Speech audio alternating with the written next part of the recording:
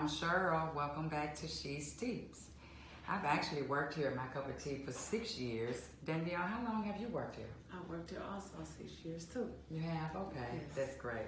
I think you came a little bit before me. Yes. Okay, but we've both been here 6 years. Yes. Okay, well, during that 6-year period, I know I've been asked, and I'm sure Danyelle, a lot of questions about tea.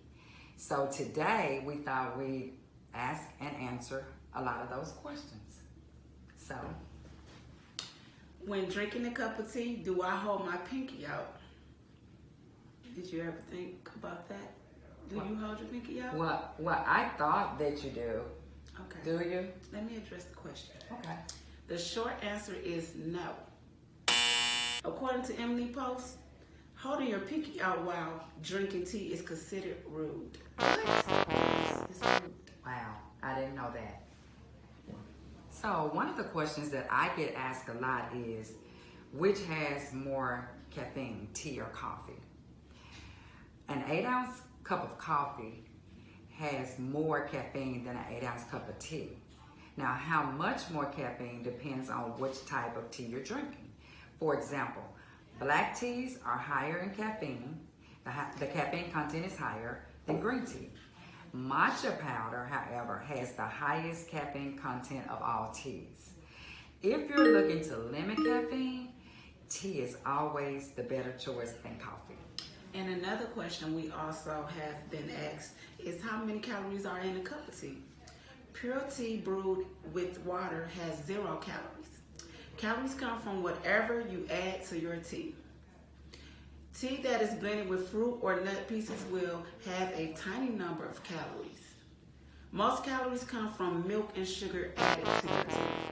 So what you're saying is tea has 0 calories? Yes, ma'am, that is right, Miss Cheryl. Okay. Another question that we get asked is, are My Cup of Tea teas gluten-free? Well, the answer to that question is, when we choose our tea selection, we make sure that all of our teas are gluten-free. So the answer to that question is yes. All of our teas are gluten-free. Also, another question we get asked is, are teas good for you? Which ones are best? Many studies have determined that teas are good for you, but you should always check with your doctor before using tea as a treatment for a medical problem. Which teas are best depends on what condition you are trying to address. Some teas like ginger tea are good for stomach ailments. Check out some of our past She Steeps episodes where we talk about the benefits of green, black, and rooibos teas. Another question that I get asked a lot is, how long can tea be stored? Now, one of the best things about tea is that it has a long shelf life. Generally, if kept from moisture and light, our boxes of tea can be stored for more than a year. If you're storing loose tea though, put it in an airtight container and it will taste good for more than a year. And lastly, if you're storing your teas for more than a year, then you might want to consider drinking more tea. Also, if I wanted to switch from coffee to tea, which tea should I drink? First thing to know is that there is not a tea that tastes like coffee.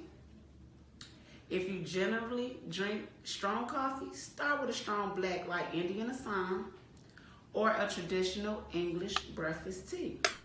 Another approach is to think about your favorite flavors. For example, if you like spices like cinnamon, ginger, and cloves, you could try chai.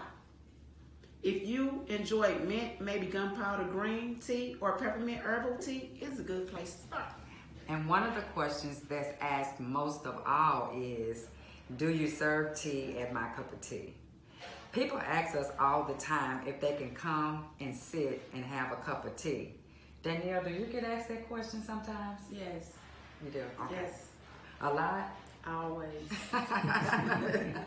Okay, the answer is no. We are not a traditional tea house or restaurant, but prior to COVID, we did offer samples daily and hope to do that again soon. Last but not least, Do you grow tea at My Cup of Tea? Have you ever heard that? Oh, that's funny. That's funny. Yes, because people have seen our gardens on social media. Some have asked if we grow tea. The answer is no. Tea grows best in cooler and high altitude climates. Most of the world tea is grown in India, China, and Japan. Thank you for enjoying another episode of She Steeps.